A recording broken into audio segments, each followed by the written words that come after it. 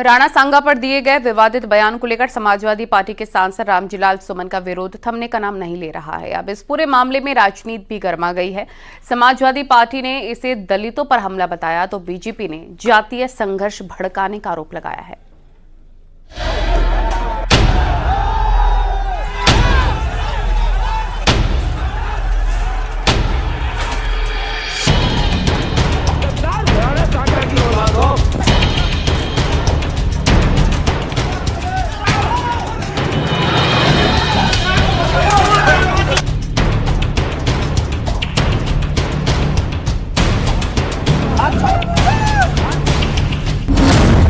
राणा सांगा पर संग्राम की नई लहर।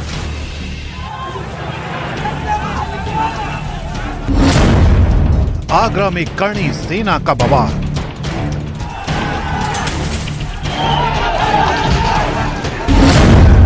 राणा सांगा पर घमासान की टाइमलाइन।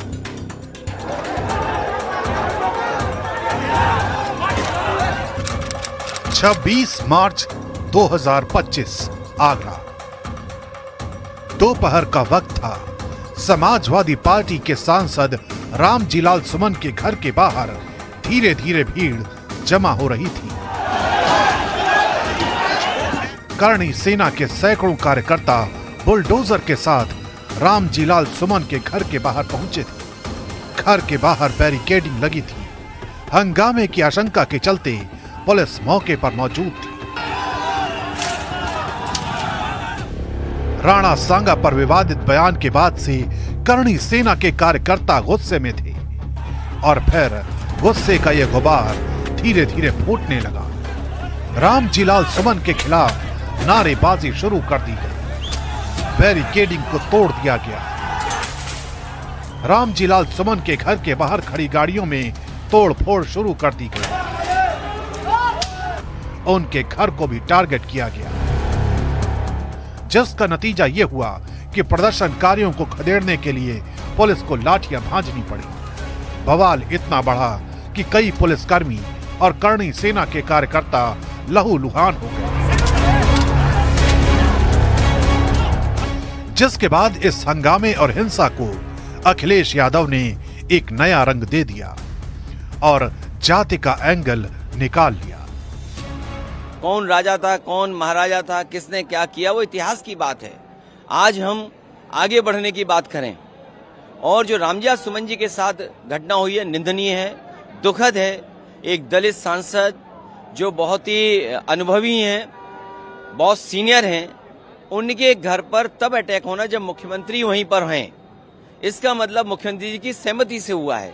ये जो जीरो टॉलरेंस की बात करने वालों का जीरो टॉलरेंस ही जीरो हो गया है। देखिए, वो करणी सेना का मामला है, उनका बयान है। जी जी। हम लोगों का जो काम है संविधान के दायरे में, जो डबल इंजन की सरकार है वो अपना जो जनता के हित के लिए काम कर रही है, प्रदेश के विकास के लिए, देश के विकास के लिए मोदी जी, योगी जी मिलकर के हम सब लोग विकास का काम कर रहे हैं। विपक्ष के जो लोग हैं उनको ये काम पसंद नहीं आ रहा है। वहीं समाजवादी पार्टी के सांसद जिम्पल यादव ने आगरा में हुई घटना को सरकार द्वारा प्रायोजित करार दिया है, जबकि बीजेपी ने आरोप लगाया है कि औरंगजेब और जिन्ना को आदर्श मानने वाले नेता के इशारे पर ये सब हो रहा है। किस तरह का उपद्रव जो है मचाया जा रहा है पूरे उत्तर प्रदेश में, मैं समझती हूँ सरकार को उस पर स्ट्रिक्ट एक्शन लेना चाहिए। और अगर कोई लोग संपर्क भी करते हैं शासन और प्रशासन से, तो ये शासन प्रशासन वाले समय पर नहीं पहुंचते हैं, जानबूझ के नहीं पहुंचते हैं। और कहीं ना कहीं ये सरकार द्वारा कराई हुई पूरी हरकत है। एक मजदूर नेता हैं जो अखिलेश यादव के इशारे पर पारिश्रमिक और मजदूरी लेकर के वह बोल रहे हैं जो अखिलेश यादव चाहते थे।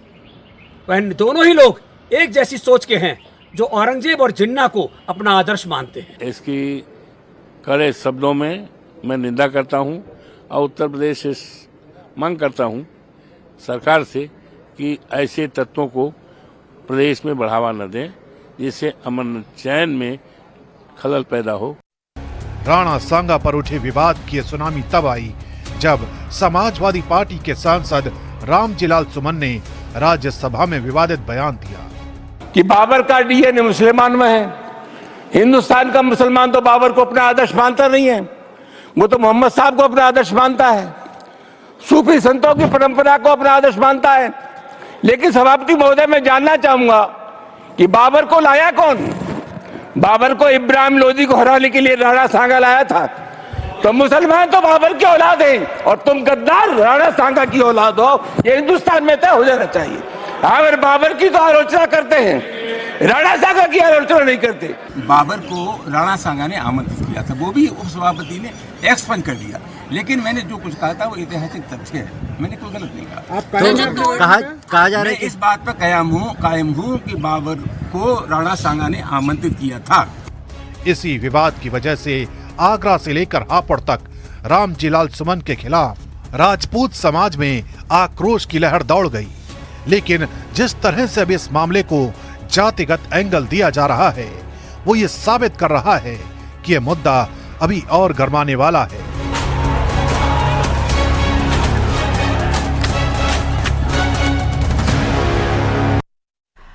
नोएडा और ग्रेटर नोएडा में जमीन खरीदना अब और महंगा हो जाएगा। सरकार के आदेश पर जिला प्रशासन ने सर्किल रेट की दरों में बदलाव कर दिया है। अगर अलग अलग श्रेणी की भूमि में 15 से 70% तक की बढ़ोतरी की गई है।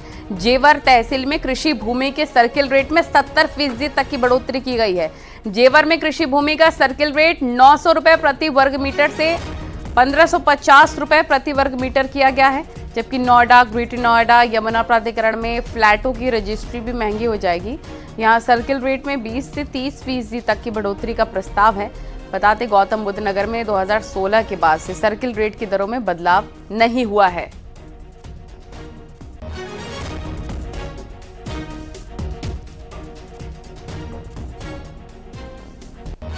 गौतम बुद्ध नगर जिला प्रशासन ने सर्किल रेट बढ़ाने के लिए मसौदा तैयार कर लिया है। आपको बता दें 15% से 70% तक सर्किल रेट बढ़ाए जाएंगे और सबसे ज़्यादा सर्किल रेट जो बढ़ाया जाएगा वो जेवर तहसील में है, जिसमें करीब 70% की बढ़ोतरी की गई है। साथ ही नोएडा अथॉरिटी, यमुना अथॉरिटी और ग्रेटर नोएडा अथॉरिटी की जो रजिस्ट्रियाँ हैं उसके भी रेट बढ़ा दिए गए हैं और इसके लिए 5 अप्रैल तक आपत्तियाँ मांगी गई हैं।